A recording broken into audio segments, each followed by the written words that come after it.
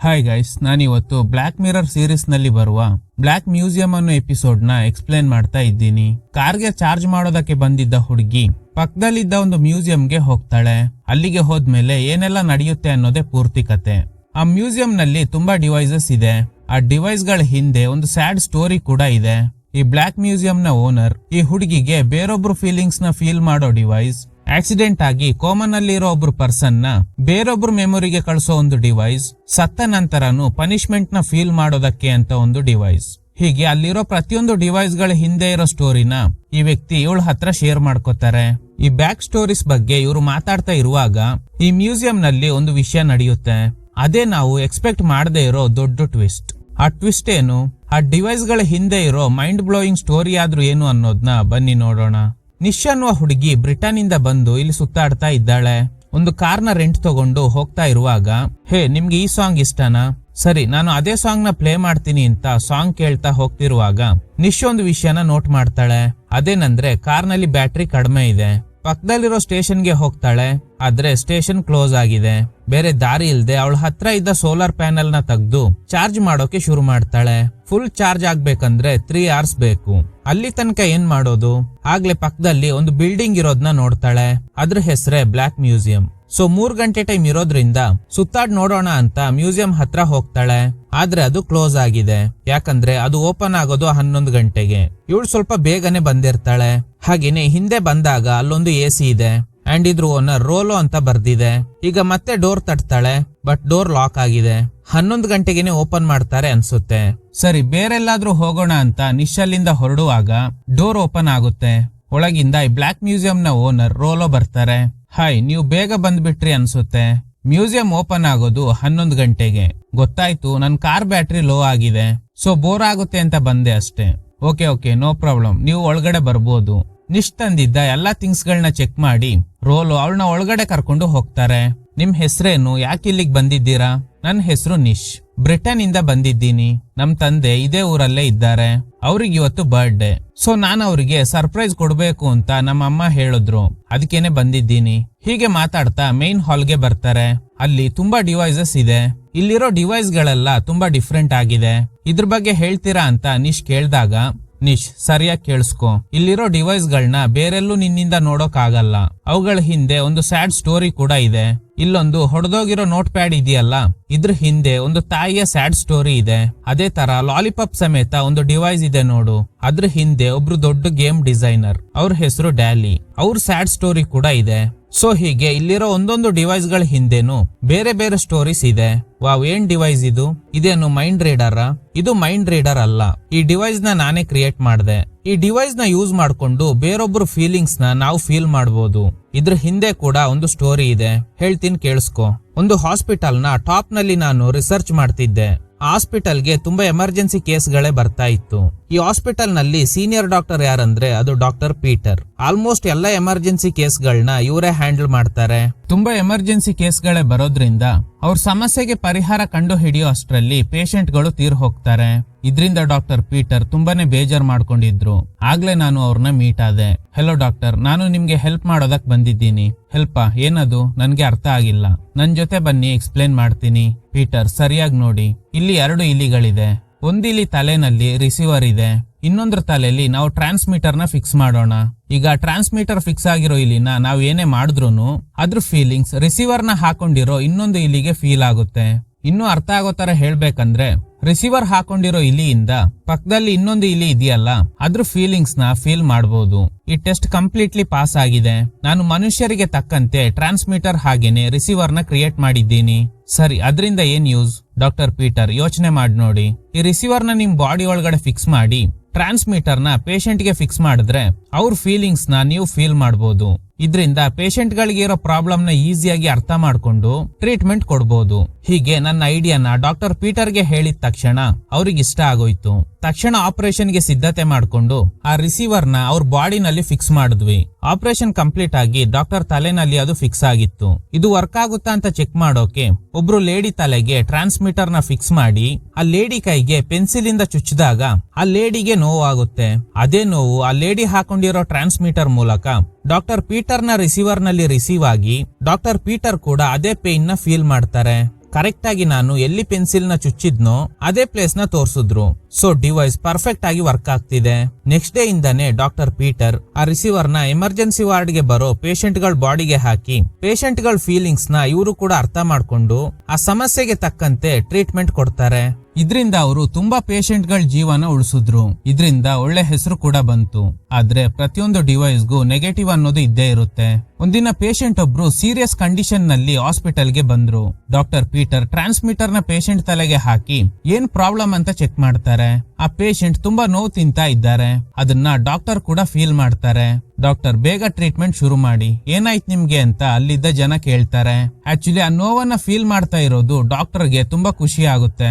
ಆ ಪೇಷಂಟ್ ಗೆ ಟ್ರೀಟ್ಮೆಂಟ್ ಕೊಡದೆ ಬರೀ ನೋವನ್ನ ಫೀಲ್ ಮಾಡ್ತಾ ಇದ್ದಾರೆ. ತುಂಬಾ ಟೈಮ್ ಆಗಿದ್ರಿಂದ ಪೇಷಂಟ್ ತೀರ್ ಹೋಗ್ತಾರೆ. ಪೇಷಂಟ್ ಸಾಯುವಾಗ ತಲೆನಲ್ಲಿ ಟ್ರಾನ್ಸ್ಮಿಟರ್ ಇತ್ತು ಅಲ್ವಾ, ಇದರಿಂದ ಆ ಪೇಷಂಟ್ ನ ಡೆತ್ ಇವರಿಗೂ ಎಕ್ಸ್ಪೀರಿಯನ್ಸ್ ಆಗಿ ತಲೆ ಸುತ್ತ ಬಿದ್ದೋಗ್ತಾರೆ. ಟ್ರಾನ್ಸ್ಮಿಟರ್ ನ ರಿಮೂವ್ ಮಾಡಿ ಡಾಕ್ಟರ್ ನ ಎಬ್ಬಿಸ್ತಾರೆ. ಅವರಿಂದ ನಂಬೋಕ್ ಆಗ್ತಿಲ್ಲ, ಯಾಕಂದ್ರೆ ಜೀವಂತವಾಗಿರುವಾಗ್ಲೇ ಸಾವು ಅನ್ನೋದು ಹೇಗಿರುತ್ತೆ ಅಂತ ಇವ್ರಿಗೆ ಎಕ್ಸ್ಪೀರಿಯನ್ಸ್ ಆಗಿದೆ. ಈ ಇನ್ಸಿಡೆಂಟ್ ಆದ್ಮೇಲೆನೆ ಸಮಸ್ಯೆ ಶುರು ಆಯ್ತು. ಬೇರೆಯವ್ರ ನೋವನ್ನ ಫೀಲ್ ಮಾಡೋದು ಇವ್ರಿಗೆ ತುಂಬಾ ಇಷ್ಟ ಆಗೋಯ್ತು. ಎಮರ್ಜೆನ್ಸಿ ವಾರ್ಡ್ ಗೆ ಬರೋ ಪೇಷಂಟ್ ಗಳಿಗೆ ಟ್ರಾನ್ಸ್ಮಿಟರ್ ನ ಫಿಕ್ಸ್ ಮಾಡಿ ಅವ್ರ ನೋವನ್ನ ಡಾಕ್ಟರ್ ಫೀಲ್ ಮಾಡ್ತಾರೆ. ಇದೊಂದು ರೀತಿಯಲ್ಲಿ ಅಡಿಕ್ಷನ್ ಆಗ್ಬಿಡುತ್ತೆ. ಇದರಿಂದ ಪೇಷಂಟ್ ಜೀವ ಉಳಿಸೋ ಬದಲು ಸಾಯಿಸೋ ಪ್ರಯತ್ನ ಮಾಡ್ತಿದ್ರು. ಇದರಿಂದ ಡಾಕ್ಟರ್ ಗೆ ಇದ್ದ ಒಳ್ಳೆ ಹೆಸರು ಕೂಡ ಹಾಳಾಗೋಯ್ತು. ಒಂದ್ ರೀತಿಯಲ್ಲಿ ಸೈಕೋ ತರ ನಡ್ಕೊಂಡಿದ್ರಿಂದ ಅವ್ರನ್ನ ಕೆಲಸದಿಂದ ರಿಮೂವ್ ಮಾಡ್ತಾರೆ. ಈಗ ಡಾಕ್ಟರ್ ಮನೆಯಲ್ಲೇ ಇದ್ದಾರೆ. ಆಗ ಕೈಯಲ್ಲಿ ಗ್ಲಾಸ್ ನ ಹೊಡೆದಾಕಿ ಅವ್ರ ಕೈನ ಅವರೇ ಚುಚ್ಕೊಂಡು ಅವ್ರ ನೋವನ್ನ ಅವರೇ ಫೀಲ್ ಮಾಡಿ ಎಂಜಾಯ್ ಮಾಡೋಕೆ ಶುರು ಮಾಡಿದ್ರು. ಇದು ಹೀಗೇನೆ ಮುಂದುವರೆದಿದ್ರಿಂದ ಕೈಕಾಲ್ ಮುಖ ಎಲ್ಲಾ ಕಡೆ ಗಾಯ ಮಾಡ್ಕೊಳ್ಳೋದಕ್ಕೆ ಶುರು ಮಾಡಿದ್ರು. ಕೊನೆಗೆ ಸಾಯೋ ಹಂತಕ್ಕೆ ಹೋದ್ರು. ಆಗ್ಲೇ ಅವ್ರಿಗೆ ಒಂದು ವಿಷಯ ಅರ್ಥ ಆಗಿದೆ, ಸತ್ರೆ ಆ ನೋವನ್ನ ಫೀಲ್ ಮಾಡೋಕ್ ಆಗಲ್ಲ. ಅದಕ್ಕೆ ರಾತ್ರಿ ಸಮಯ ಆ ಟ್ರಾನ್ಸ್ಮಿಟರ್ ನ ರೋಡ್ ಸೈಡ್ ನಲ್ಲಿದ್ದ ವ್ಯಕ್ತಿ ತಲೆಗೆ ಹಾಕಿ ಅವನ್ನ ಸಾಯಿಸೋದಕ್ ಶುರು ಮಾಡ್ತಾರೆ. ಹೀಗೆ ಇವರು ತುಂಬಾ ಜನರ ಮೇಲೆ ಅಟ್ಯಾಕ್ ಮಾಡಿದ್ರಿಂದ ಒಂದು ಹಂತದಲ್ಲಿ ಪೊಲೀಸ್ನವರು ಡಾಕ್ಟರ್ ನ ಅರೆಸ್ಟ್ ಮಾಡಿ ಒಂದು ಮೆಂಟಲ್ ಅಸೈಲಂ ನಲ್ಲಿ ಅಡ್ಮಿಟ್ ಮಾಡಿದ್ರು. ಆ ಟ್ರಾನ್ಸ್ಮಿಟರ್ ನ ಕ್ರಿಯೇಟ್ ಮಾಡಿದ್ದು ನಾನೇ. ಅದಕ್ಕೆ ಅದನ್ನ ಇಲ್ಲಿಗೆನೆ ರಿಟರ್ನ್ ಕೊಟ್ರು. ಅದೇ ಟ್ರಾನ್ಸ್ಮಿಟರ್ ನೇ ಈಗ ನೀನು ನೋಡ್ತಾ ಇರೋದು. ಸೊ ಇದೆ ಈ ಡಿವೈಸ್ ಹಿಂದೆ ಇರೋ ಸ್ಯಾಡ್ ಸ್ಟೋರಿ. ಏನಿದು AC ವರ್ಕ್ ಆಗ್ತಾ ಇಲ್ಲ, ನನಗೆ ತುಂಬಾ ಶೆಕೆ ಆಗ್ತಿದೆ. ಹೌದು, ನನಗೂ ಶೆಕೆ ಆಗ್ತಿದೆ. ನೀರ್ ತಗೊಳ್ಳಿ ಅಂತ ರೋಲೋಗೆ ನೀರ್ ಕೊಡ್ತಾಳೆ. ಫುಲ್ ಬಾಟಲ್ ನ ಖಾಲಿ ಮಾಡ್ತಾರೆ. ಇದನ್ನೆಲ್ಲ ನೋಡಿ ನಿಶಾಗೆ ವಿಯರ್ಡ್ ಫೀಲ್ ಆಗುತ್ತೆ. ಈಗ ಇನ್ನೊಂದು ಡಿವೈಸ್ ನ ನೋಡ್ತಾರೆ. ಅದೊಂದು ಮಂಕಿ ಡಾಲ್. ಇಲ್ಲಿರೋ ಬೇರೆ ಡಿವೈಸ್ ಗಳ ಸ್ಟೋರಿಗೆ ಕಂಪೇರ್ ಮಾಡಿದ್ರೆ ಈ ಮಂಕಿ ಡಾಲ್ ನ ಸ್ಟೋರಿ ತುಂಬಾ ಸ್ಯಾಡ್ ಆಗಿದೆ. ಇದು ಸಾಧಾರಣ ಮಂಕಿ ಡಾಲ್ ಅಲ್ವಾ? ಇದ್ರಲ್ಲಿ ಏನಿದೆ? ನೋ, ಇದು ಸಾಧಾರಣ ಮಂಕಿ ಡಾಲ್ ಅಲ್ಲ. ಈಗ ಇದ್ರ ಬಗ್ಗೆ ಸ್ಟೋರಿ ಹೇಳೋಕ್ ಶುರು ಮಾಡ್ತಾರೆ. ಒಂದು ಪಾರ್ಟಿನಲ್ಲಿ ಕ್ಯಾರಿ ಅನ್ನುವ ಹುಡುಗಿ ಜಾಕ್ ಅನ್ನೋ ಒಬ್ಬನ್ನ ಮೀಟ್ ಆಗಿ ಇಬ್ರು ಲವ್ ಮಾಡೋಕ್ ಶುರು ಮಾಡಿದ್ರು. ಮದ್ವೆ ಆಗಿ ಒಂದು ಮಗು ಕೂಡ ಹುಟ್ಟಿತು. ಇಬ್ರು ಹ್ಯಾಪಿಯಾಗಿ ಜೀವನ ಮಾಡ್ತಾ ಇದ್ದಾರೆ.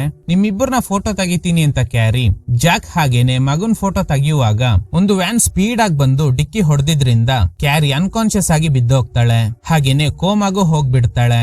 ವೈಫ್ಗೆ ಹೀಗಾಗೋಯ್ತಲ್ಲ ಅಂತ ಜಾಕ್ ತುಂಬಾ ಅಪ್ಸೆಟ್ ಆಗಿದ್ದ. ಅವಳು ಕೋಮಾದಲ್ಲಿ ಇರೋದ್ರಿಂದ ಅವಳ ಜೊತೆ ಮಾತಾಡೋಕ್ ಆಗಲ್ಲ. ಆದ್ರೆ ಒಂದು ಡಿವೈಸ್ ಇದೆ, ಅದನ್ನ ಕ್ಯಾರಿಗೆ ಫಿಕ್ಸ್ ಮಾಡಿದ್ರೆ ಕ್ಯಾರಿ ಏನ್ ಯೋಚನೆ ಮಾಡ್ತಿದ್ದಾಳೋ ಅದನ್ನ ನಾವು ತಿಳ್ಕೊಬಹುದು. ಹೇಗಂದ್ರೆ ಕ್ಯಾರಿ ನನ್ಗೆ ನೀರ್ ಬೇಕು ಅಂತ ಯೋಚನೆ ಮಾಡಿದ್ಲು ಅಂತ ಅನ್ಕೊಳ್ಳಿ. ಆಗ ಆ ಡಿವೈಸ್ ನಲ್ಲಿ ಗ್ರೀನ್ ಲೈಟ್ ಬರುತ್ತೆ. ಬೇಡ ಅಂದ್ರೆ ರೆಡ್ ಲೈಟ್ ಉರಿಯುತ್ತೆ. ಹೇ ಕ್ಯಾರಿ, ಇದು ನಿನ್ ಫೇವ್ರೇಟ್ ಅಲ್ವಾ, ಬೇಕಾ? ಆಗ ಡಿವೈಸ್ ನಲ್ಲಿ ರೆಡ್ ಲೈಟ್ ಉರಿಯುತ್ತೆ. ಅಂದ್ರೆ ಬೇಡ ಅಂತ ಹೇಳ್ತಿದ್ದಾಳೆ. ಸರಿ ಸರಿ, ಇದು ನಿನ್ ಫೇವ್ರೇಟ್ ತಾನೆ, ಬೇಕಾ?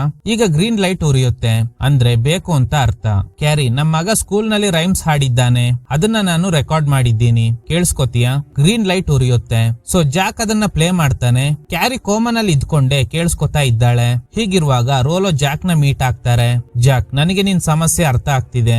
ನಿನ್ ವೈಫ್ ನ ನಾನು ಮತ್ತೆ ವಾಪಸ್ ಕರ್ಕೊಂಡ್ ಬರ್ತೀನಿ. ಅದು ಹೇಗ್ ಸಾಧ್ಯ? ಡಾಕ್ಟರ್ ಎಲ್ಲ ಚೆಕ್ ಮಾಡಿ ಅವಳು ಮತ್ತೆ ನಾರ್ಮಲ್ ಆಗೋದಿಲ್ಲ ಅಂತ ಹೇಳ್ಬಿಟ್ರು. ನಿಮ್ಗೊಂದು ವಿಷಯ ಗೊತ್ತಿದ್ಯಾ? ಮನುಷ್ಯರೆಲ್ಲ 40% ಮಾತ್ರ ಮೆದುಳಿನ ಶಕ್ತಿನ ಯೂಸ್ ಮಾಡ್ತಾರೆ. ಇನ್ನು 60% ಖಾಲಿ ಇರುತ್ತೆ. ನಿಮ್ ಬ್ರೈನ್ ನಲ್ಲೂ 60% ಖಾಲಿ ಇದೆ. ಸೊ ಕೋಮನಲ್ಲಿರೋ ನಿಮ್ ವೈಫ್ ಕ್ಯಾರಿ ಅವ್ರ 40% ಮೆಮೊರಿನ ಹಾಗೇನೆ ಎಕ್ಸ್ಟ್ರಾಕ್ಟ್ ಮಾಡಿ ನಿಮ್ ಬ್ರೈನ್ ಅಲ್ಲಿ 60% ಖಾಲಿ ಇದೆಯಲ್ಲ ಅಲ್ಲಿಗೆ ಹಾಕ್ಬಿಟ್ರೆ ನಿಮ್ ವೈಫ್ ನಿಮ್ ಜೊತೆನೆ ಇರ್ತಾಳೆ. ಅವಳ ಮನ್ಸಲ್ಲಿ ಮಾತಾಡೋದ್ನ ನೀವು ಕೇಳಿಸ್ಕೋಬಹುದು. ನೀವೇನ್ ನೋಡ್ತಿರೋ ಅದನ್ನೇ ಅವಳು ಕೂಡ ನೋಡ್ತಾಳೆ. ಮಿಸ್ಟರ್ ರೋಲೋ, ನೀವು ಹೇಳ್ತಿರೋದು ಸಾಧ್ಯ ಆಗೋದಾದ್ರೆ ದಯವಿಟ್ಟು ಮಾಡಿ ಅಂತ ಜಾಕ್ ಹೇಳ್ತಾನೆ. ಸೊ ಈಗ ರೋಲೋ ಕ್ಯಾರಿ ಮೆಮೊರಿನ ಒಂದು ಡಿವೈಸ್ ನಲ್ಲಿ ಸ್ಟೋರ್ ಮಾಡಿ ಅದನ್ನ ಜಾಕ್ ಬ್ರೈನ್ ನಲ್ಲಿ ಇಂಜೆಕ್ಟ್ ಮಾಡ್ತಾರೆ. ಈಗ ಕ್ಯಾರಿ ಜಾಕ್ ನ ಬ್ರೈನ್ ಒಳಗಡೆ ಇದ್ದಾಳೆ.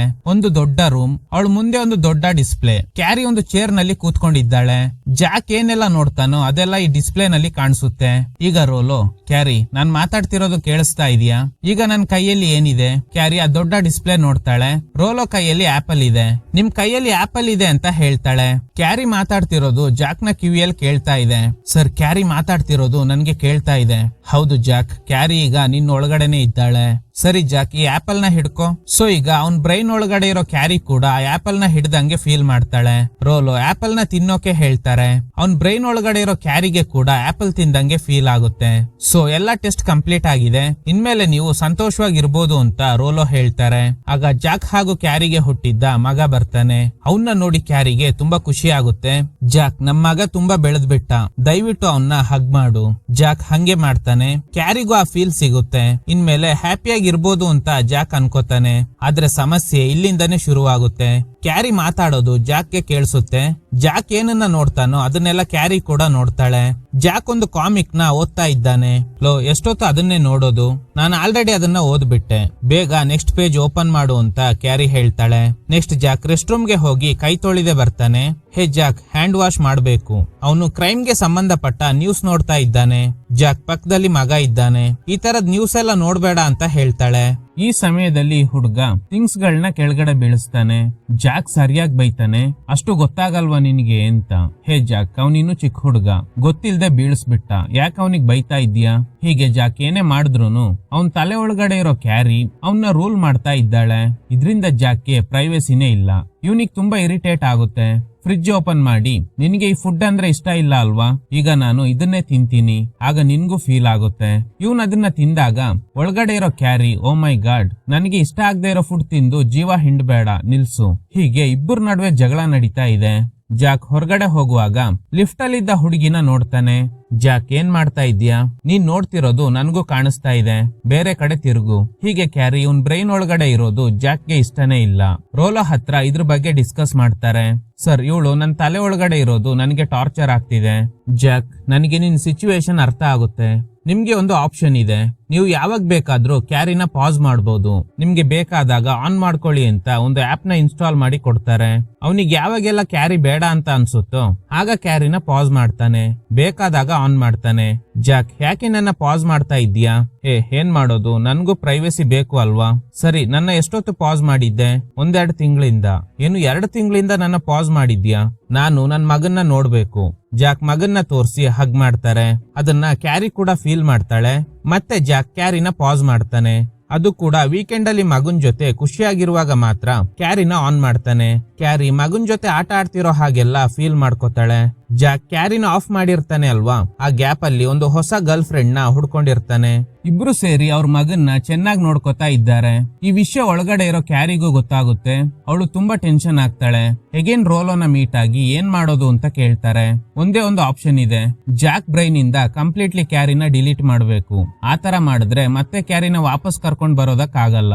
ಆದ್ರೆ ಕ್ಯಾರಿನ ಡಿಲೀಟ್ ಮಾಡೋದು ಜಾಕ್ಗೆ ಇಷ್ಟ ಇಲ್ಲ. ಬೇರೆ ಏನಾದ್ರೂ ದಾರಿ ಇದೆಯಾ? ಬೇರೊಂದ್ ದಾರಿ ಇದೆ. ಒಂದು ಮಂಕಿ ಡಾಲ್ ನ ತೋರಿಸ್ತಾರೆ. ಕ್ಯಾರಿ ಮೆಮೊರಿನ ನಿನ್ ಬ್ರೈನ್ ಇಂದ ರಿಮೂವ್ ಮಾಡಿ ಈ ಡಾಲ್ ಒಳಗಡೆ ಇಂಪ್ಲಾಂಟ್ ಮಾಡ್ಬಿಡೋಣ. ಈ ಡಾಲ್ ನಲ್ಲಿ ಕ್ಯಾಮೆರಾ ಕೂಡ ಫಿಕ್ಸ್ ಆಗಿದೆ. ಅದ್ರ ಮೂಲಕ ಕ್ಯಾರಿ ಎಲ್ಲ ನೋಡ್ಬೋದು. ಅಷ್ಟೇ ಅಲ್ಲ, ಈ ಡಾಲ್ ನಲ್ಲಿ ಸೆನ್ಸಾರ್ ಕೂಡ ಇದೆ. ಕ್ಯಾರಿಯಿಂದ ಟಚ್ ಫೀಲ್ ಕೂಡ ಮಾಡಬಹುದು. ಅಷ್ಟೇ ಯಾಕೆ, ಮಾತಾಡ್ಲೂಬಹುದು. ಈ ಡಾಲ್ ಮಕ್ಕಳಿಗೋಸ್ಕರ ಡಿಸೈನ್ ಮಾಡಿರೋದ್ರಿಂದ ಕ್ಯಾರಿ ಜಾಸ್ತಿ ಪದಗಳನ್ನ ಮಾತಾಡೋಕಾಗಲ್ಲ. ಏನೆಲ್ಲ ಇನ್ಪುಟ್ ಮಾಡಿದ್ದೀವೋ ಆ ಪದಗಳನ್ನ ಮಾತ್ರ ಮಾತಾಡ್ಬೋದು. ಜಾಕ್ ಒಪ್ಕೋತಾನೆ. ಕ್ಯಾರಿ ಮೆಮೊರಿನ ಜಾಕ್ ಬ್ರೈನ್ ಇಂದ ತೆಗೆದು ಈ ಡಾಲ್ ಒಳಗಡೆ ಇಂಪ್ಲಾಂಟ್ ಮಾಡ್ತಾರೆ. ಕ್ಯಾರಿಗೆ ಎಚ್ಚರಿಕೆ ಆಗುತ್ತೆ. ಅವಳು ಇನ್ನು ಜಾಕ್ ಬ್ರೈನ್ ಅಲ್ಲೇ ಇದ್ದೀನಿ ಅಂತ ಅನ್ಕೊಂಡಿದ್ದಾಳೆ. ಒಂದು ಮಂಕಿ ಡಾಲ್ ಒಳಗಡೆ ಇದ್ದೀನಿ ಅನ್ನೋದು ಗೊತ್ತಾದ್ಮೇಲೆ, ಹೇ ಜಾಕ್, ನಾನು ಎಲ್ಲಿದ್ದೀನಿ ಅಂತ ಕಿರ್ಚಾಡ್ತಾ ಇದ್ದಾಳೆ. ಈ ಕ್ಯಾರಿ ಮಾತಾಡ್ತಿರೋದು ಯಾರಿಗೂ ಕೇಳ್ತಾನೆ ಇಲ್ಲ. ಅವಳು ಕೂತಿರೋ ಚೇರ್ ನಲ್ಲಿ 2 ಸ್ಮೈಲಿ ಬಟನ್ ಇದೆ. ಒಂದು ಹ್ಯಾಪಿ, ಇನ್ನೊಂದು ಸ್ಯಾಡ್. ಕ್ಯಾರಿ ಹ್ಯಾಪಿ ಆಗಿರೋ ಬಟನ್ ನ ಒತ್ತಿದಾಗ, ಹೇ ನನಗೆ ನೀನು ತುಂಬಾ ಇಷ್ಟ ಆಗಿದ್ಯಾ ಅಂತ ಮಂಕಿ ಡಾಲ್ ಇಂದ ಶಬ್ದ ಬರುತ್ತೆ. ಅದೇ ಸ್ಯಾಡ್ ಆಗಿರೋ ಬಟನ್ ನ ಒತ್ತಿದಾಗ ನಾನೀಗ ತುಂಬಾ ಬೇಜಾರಾಗಿದ್ದೀನಿ, ನನ್ನ ತಬ್ಕೋ ಅಂತ ಶಬ್ದ ಬರುತ್ತೆ. ನಾನೀಗ ಮಂಕಿ ಡಾಲ್ ಒಳಗಡೆ ಇದ್ದೀನಿ ಅನ್ನೋ ಕೋಪದಲ್ಲಿ ಆ 2 ಬಟನ್ ನ ಒತ್ತೋದಕ್ ಶುರು ಮಾಡ್ತಾಳೆ. ಇದ್ರಿಂದ ಹೇ ನನಗೆ ನೀನಂದ್ರೆ ಬೇಜಾರಾಗ್ತಿದೆ ಹೀಗೆ ಎಲ್ಲ ಮಿಕ್ಸ್ ಆಗಿ ಕೇಳ್ತಾ ಇದೆ. ಟ್ರಿಗರ್ ಆಗಿದ್ದ ಜಾಕ್ ನ ಗರ್ಲ್ ಫ್ರೆಂಡ್ ಆ ಗೊಂಬೆನ ಹಿಡಿದು, ನೋಡು ಇಷ್ಟು ದಿನ ಜಾಕ್ ತಲೆ ಒಳಗಡೆ ಇದ್ಕೊಂಡು ಅವನಿಗೆ ಟಾರ್ಚರ್ ಮಾಡಿದ್ದು ಸಾಲಿಲ್ವಾ, ನೀನೀಗ ಡಾಲ್ ಒಳಗಡೆ ಇದ್ಯಾ, ಸುಮ್ನೆ ನಿನ್ ಮಗನ್ ಜೊತೆ ಆಟ ಆಡ್ಕೊಂಡು ಇದ್ರೆ ಸರಿ, ಬೇರೆ ಏನಾದ್ರೂ ಟ್ರೈ ಮಾಡ್ದೆ ಅನ್ಕೋ, ನಿನ್ನ ಪೂರ್ತಿಯಾಗಿ ನಾಶ ಮಾಡ್ಬಿಡ್ತೀನಿ ಅಂತ ಹೆದರ್ಸ್ತಾಳೆ.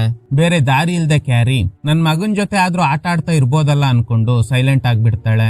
ಜಾಕ್ ಹಾಗೇನೆ ಅವ್ನ್ ಗರ್ಲ್ ಫ್ರೆಂಡ್ ಕ್ಲೋಸ್ ಆಗಿರೋದ್ನ ಕ್ಯಾರಿ ಈ ಡಾಲ್ ಮೂಲಕ ನೋಡಿದ್ರಿಂದ ಅವಳಿಗೆ ತುಂಬಾ ಹರ್ಟ್ ಆಗುತ್ತೆ. ಹೀಗೆ ಕೆಲವು ವರ್ಷ ಕಳೆದು ಹೋಗುತ್ತೆ. ಕ್ಯಾರಿ ಅವ್ರ ಮಗ ಈ ಡಾಲ್ ಜೊತೆ ಆಟ ಆಡೋದ್ನ ನಿಲ್ಲಿಸ್ಬಿಡ್ತಾನೆ, ಯಾಕಂದ್ರೆ ಅವನೀಗ ದೊಡ್ಡವನಾಗ್ಬಿಟ್ಟ. ಜಾಕ್ಗೂ ಆ ಮಂಕಿ ಡಾಲ್ ಇಟ್ಕೊಂಡು ಏನ್ ಮಾಡ್ಬೇಕು ಅಂತ ಗೊತ್ತಿಲ್ಲ, ಅದಕ್ಕೆ ರೋಲೋಗೆನೆ ವಾಪಸ್ ಕೊಡ್ತಾನೆ. ಈಗ ಇಲ್ಲಿರೋದು ಅದೇ ಡಾಲ್. ಈಗ ಮಂಕಿ ಡಾಲ್ ನ ಹೊರಗಡೆ ತೆಗಿತಾನೆ. ನಾನೀಗ ತುಂಬಾ ಬೇಜಾರಾಗಿದ್ದೀನಿ. ಹೇ ಒಂದ್ ನಿಮಿಷ, ಕ್ಯಾರಿ ಈಗ್ಲೂ ಈ ಮಂಕಿ ಒಳಗಡೆನೆ ಇದ್ದಾಳ, ಯಾಕೆ ಅವಳನ್ನ ಇದ್ರಲ್ಲೇ ಇಟ್ಟಿದ್ದೀರಾ, ಡಿಲೀಟ್ ಮಾಡ್ಬೋದಿತ್ತು ಅಲ್ವಾ. ಆಕ್ಚುಲಿ ಈ ರೀತಿ ಡಿಲೀಟ್ ಮಾಡೋದು ಇಲ್ಲೀಗಲ್, ಅದೇ ಕಾರಣಕ್ಕೆ ಡಿಲೀಟ್ ಮಾಡೋದಕ್ ಆಗ್ಲಿಲ್ಲ. ಲೈಫ್ ಲಾಂಗ್ ಕ್ಯಾರಿ ಅದ್ರೊಳಗಡೆನೆ ಇರ್ಬೇಕು ಅಂತ. ಮತ್ತೆ ಆ ಮಂಕಿ ಡಾಲ್ ನ ಅಲ್ಲೇ ಇಡ್ತಾರೆ. ಹೇ ನಿಶ್, ನಿನಗೆ ಇನ್ನೊಂದು ಅದ್ಭುತನ ತೋರಿಸ್ಬೇಕು. ಈ ಮ್ಯೂಸಿಯಂ ನಲ್ಲೇ ಸ್ಪೆಷಲ್ ಐಟಮ್ ಒಂದಿದೆ, ಬಾ ಅಂತ ಒಂದು ಗ್ಲಾಸ್ ಚೇಂಬರ್ ಗೆ ಕರ್ಕೊಂಡು ಹೋಗ್ತಾರೆ. ಅಲ್ಲೊಬ್ರು ಇದ್ದಾರೆ, ಆದ್ರೆ ಅವರು ರಿಯಲ್ ಪರ್ಸನ್ ಅಲ್ಲ, ಇದೊಂದು ಕಂಪ್ಯೂಟರ್ ಸಿಮ್ಯುಲೇಷನ್, ಅಂದ್ರೆ ಹೋಲೋಗ್ರಾಮ್ ತರ. ಅವ್ರಿಗೆ ತೊಂದರೆ ಕೊಟ್ರೆ ನೋವಾಗುತ್ತೆ. ಇವ್ರ ಹೆಸರು ಕ್ಲೇಟನ್. ವೆದರ್ ರಿಪೋರ್ಟ್ ಮಾಡ್ತಿದ್ದ ಹುಡುಗಿನ ಇವ್ರು ಕೊಲೆ ಮಾಡ್ಬಿಟ್ರಂತೆ. ಇದರಿಂದ ಕ್ಲೇಟನ್ ನ ಎಲೆಕ್ಟ್ರಿಕ್ ಚೇರ್ ನಲ್ಲಿ ಕೂರಿಸಿ ಸಾಯಿಸೋ ನಿರ್ಧಾರ ಮಾಡಿರ್ತಾರೆ. ಸಾಯಿಸೋಕು ಮುಂಚೆ ರೋಲೋ ಅವ್ರ ಮೆಮೊರಿ ಡೇಟಾನ ಕಲೆಕ್ಟ್ ಮಾಡಿ ಅದನ್ನ ಸಿಸ್ಟಮ್ ನಲ್ಲಿ ಹಾಕಿ ಹೋಲೋಗ್ರಾಮ್ ರೂಪದಲ್ಲಿ ಒಂದು ಡಿಜಿಟಲ್ ಕಾಪಿನ ತೆಗ್ದಿರ್ತಾರೆ. ರೋಲೋ ಯಾಕೆ ಹೀಗ್ ಮಾಡಿದ್ರು ಗೊತ್ತಾ, ಒಂದು ಹುಡುಗಿನ ಕ್ಲೇಟನ್ ಕೊಲೆ ಮಾಡಿದ್ದಾರೆ. ಈಸಿಯಾಗಿ ಒಂದೇ ಸಲ ಎಲೆಕ್ಟ್ರಿಕ್ ಶಾಕ್ ಕೊಟ್ಟು ಸಾಯಿಸ್ಬಿಟ್ರು. ಇದರಿಂದ ಒಂದ್ಸಲ ಪೇನ್ ಇರುತ್ತೆ ಅಷ್ಟೇ, ಆದ್ರೆ ಈ ಕ್ಲೇಟನ್ ಡೈಲಿ ನೋವನ್ನ ಅನುಭವಿಸ್ಬೇಕು ಅಂತ ರೋಲೋ ಈ ಪ್ಲಾನ್ ಮಾಡಿದ್ದಾರೆ. ಸೊ ಈ ಮ್ಯೂಸಿಯಂಗೆ ಬರೋ ತುಂಬಾ ಜನ ಈ ಕ್ಲೇಟನ್ ಇರೋ ಹೋಲೋಗ್ರಾಮ್ ಹತ್ರ ಒಂದು ಲಿವರ್ ಇದೆ, ಅದನ್ನ ಹಿಡಿದು ಎಳೆದಾಗ ಹೋಲೋಗ್ರಾಮ್ ಆಗಿರೋ ಕ್ಲೇಟನ್ ಎಲೆಕ್ಟ್ರಿಕ್ ಚೇರ್ ನಲ್ಲಿ ಕೂತ್ಕೋತಾರೆ. ಕರೆಂಟ್ ಪಾಸ್ ಆಗಿ ಒದ್ದಾಡ್ತಾರೆ. ಇದನ್ನ ನೋಡಿ ಜನ ಖುಷಿ ಪಡ್ತಾರೆ. ಸ್ವಲ್ಪ ಹೊತ್ತಲ್ಲೇ ಆಫ್ ಮಾಡ್ಬೇಕು, ಯಾಕಂದ್ರೆ ತುಂಬಾ ಹೊತ್ತು ಹೀಗ್ ಮಾಡಿದ್ರೆ ಆ ಹೋಲೋಗ್ರಾಮ್ ನಾಶ ಆಗೋ ಸಾಧ್ಯತೆ ಇದೆ. ಈ ರೀತಿ ಕ್ಲೇಟನ್ಗೆ ಶಿಕ್ಷೆ ಕೊಡೋರ್ಗೆ ಒಂದು ಕೀ ಚೈನ್ ಗಿಫ್ಟ್ ಆಗಿ ಸಿಗುತ್ತೆ. ಆ ಕೀ ಚೈನ್ ನಲ್ಲಿ ಕ್ಲೇಟನ್ ಕಿರ್ಚಾಡೋ ತರ ಇರುತ್ತೆ. ಇದನ್ನ ನಿಶ್ ಹತ್ರ ಹೇಳ್ತಿರುವಾಗ ಇವ್ರಿಗೆ ವಿಪರೀತ ಕೆಮ್ಮು ಬರುತ್ತೆ. ಆಗ ನಿಶ್ ಕಷ್ಟ ಪಡ್ಬೇಡಿ, ಆ ಚೇರ್ ಮೇಲೆ ಕೂತ್ಕೊಳ್ಳಿ, ಆಗ್ಲೇ ಎಲ್ಲ ಕರೆಕ್ಟ್ ಆಗಿ ಮುಗಿಯುತ್ತೆ ಅಂತ. ಇವ್ರಿಗೆ ಏನು ಅರ್ಥ ಆಗ್ತಿಲ್ಲ, ಆ ಚೇರ್ ಮೇಲೆ ಕೂತ್ಕೋತಾರೆ. ಆಕ್ಚುಲಿ ಕ್ಲೇಟನ್ ನಿರಪರಾಧಿ, ಪ್ಲಾನ್ ಮಾಡಿ ಅವ್ರನ್ನ ಫ್ರೇಮ್ ಮಾಡಿ ಅವ್ರನ್ನ ಸಾಯಿಸ್ಬಿಟ್ರಿ. ಅಷ್ಟೇ ಅಲ್ದೆ ನಿನ್ ಟೆಕ್ನಾಲಜಿಯಿಂದ ಅವ್ರನ್ನ ಇಲ್ಲಿ ಕರ್ಕೊಂಡ್ ಬಂದು ಡೈಲಿ ಟಾರ್ಚರ್ ಮಾಡ್ತಾ ಇದ್ದೀರಾ. ಇದರಿಂದ ಡೈಲಿ ಅವರು ನರಕ ಅನುಭವಿಸ್ತಾ ಇದ್ದಾರೆ. ನೀನ್ ಕಂಡು ಹಿಡ್ದಿರೋ ಟೆಕ್ನಾಲಜಿನೇ ಇದಕ್ಕೆಲ್ಲ ಕಾರಣ. ನಿನ್ನಿಂದ ಒಂದು ಹುಡುಗಿ ಮಂಕಿ ಡಾಲ್ ಒಳಗಡೆ ಟ್ರ್ಯಾಪ್ ಆಗಿದ್ದಾಳೆ. ಆನೆಸ್ಟ್ ಆಗಿದ್ದ ಡಾಕ್ಟರ್ ಈಗ ಹುಚ್ಚ ಆಗಿ ಮೆಂಟಲ್ ಅಸೈಲಂ ನಲ್ಲಿ ಇದ್ದಾನೆ. ಏನು ತಪ್ಪು ಮಾಡದೇ ಇರೋ ಒಬ್ಬ ನಿರಪರಾಧಿ ಸತ್ರುನು ನೆಮ್ಮದಿ ಇಲ್ದೆ ಇಲ್ಲಿ ನರಕ ಅನುಭವಿಸ್ತಾ ಇದ್ದಾರೆ. ಈಗ ಹೋಲೋಗ್ರಾಮ್ ರೂಪದಲ್ಲಿರೋ ಕ್ಲೇಟನ್ಗೆ ನಿರಂತರವಾಗಿ ಶಾಕ್ ಕೊಟ್ಟಿದ್ರಿಂದ ಅವ್ರ ಮೆಮೊರಿ ಡೇಟಾ ಕಂಪ್ಲೀಟ್ಲಿ ಕೊಲ್ಯಾಪ್ಸ್ ಆಗಿದೆ. ಒಂದ್ಸಲ ಕ್ಲೇಟನ್ ಅವ್ರ ವೈಫ್ ಬಂದಿರ್ತಾರೆ, ಆದ್ರೆ ಕ್ಲೇಟನ್ಗೆ ಅವ್ರ ವೈಫ್ ಕೂಡ ನೆನಪಿಲ್ಲ, ಯಾಕಂದ್ರೆ ಅಷ್ಟ್ರ ಮಟ್ಟಿಗೆ ಅವ್ರ ಮೆಮೊರಿ ಡ್ಯಾಮೇಜ್ ಆಗಿದೆ. ಇದರಿಂದ ಅಪ್ಸೆಟ್ ಆಗಿದ್ದ ಕ್ಲೇಟನ್ ಅವ್ರ ವೈಫ್ ಮನೆಗ್ ಬಂದು ಯಾವ್ದೋ ಟ್ಯಾಬ್ಲೆಟ್ ತಗೊಂಡಿದ್ರಂತೆ. ಈಗ ಅವರು ಕೋಮಾನಲ್ಲಿ ಇದ್ದಾರೆ. ಸರಿ, ಈ ಕ್ಲೇಟನ್ ಬಗ್ಗೆ ನಾನ್ ಯಾಕೆ ಇಷ್ಟೊಂದು ತಲೆ ಕೆಡ್ಸ್ಕೊತಾ ಇದ್ದೀನಿ ಅಂತ ನಿನ್ಗೆ ಶಾಕ್ ಆಗ್ತಾ ಇದೆಯಾ? ಯಾಕಂದ್ರೆ ಕ್ಲೇಟನ್ ನಮ್ ತಂದೆ. ಇವತ್ತು ಅವ್ರಿಗೆ ಬರ್ಡೇ ಅಂತ ಅವ್ರಿಗೆ ವಿಶ್ ಮಾಡ್ತಾಳೆ. ತಂದೆನ ಈ ಸ್ಥಿತಿಲಿ ನೋಡಿ ಇವಳಿಂದ ದುಃಖ ತಡ್ಕೊಳ್ಳೋದಕ್ಕೆ ಆಗ್ತಿಲ್ಲ. ಮಾಡದೇ ಇರೋ ತಪ್ಪಿಗೆ ನಮ್ ತಂದೆಗೆ ತುಂಬಾ ಟಾರ್ಚರ್ ಮಾಡಿದ್ದೀರಾ. ಈಗ ನೀನು ಗೊತ್ತಿದ್ದು ಮಾಡಿರೋ ತಪ್ಪಿಗೆ ನಿನ್ಗೆ ಒಂದು ಶಿಕ್ಷೆ ಕೊಡ್ತೀನಿ ಅಂತ ಹೇಳಿ ನಿಶ್ಚೊಂದು ಡಿವೈಸ್ ಯೂಸ್ ಮಾಡ್ತಾಳೆ. ಅದ್ರ ಮೂಲಕ ರೋಲೋನ ಹೋಲೋಗ್ರಾಮ್ ಆಗಿರೋ ಕ್ಲೇಟನ್ ಅವ್ರ ಮೈಂಡ್ ಒಳಗಡೆ ಕಳಿಸ್ಬಿಡ್ತಾಳೆ. ಹೀಗ್ ಮಾಡಿದ್ರಿಂದ ಈಗ ರೋಲೋ ಕೋಮಾದಲ್ಲಿ ಇದ್ದಾನೆ.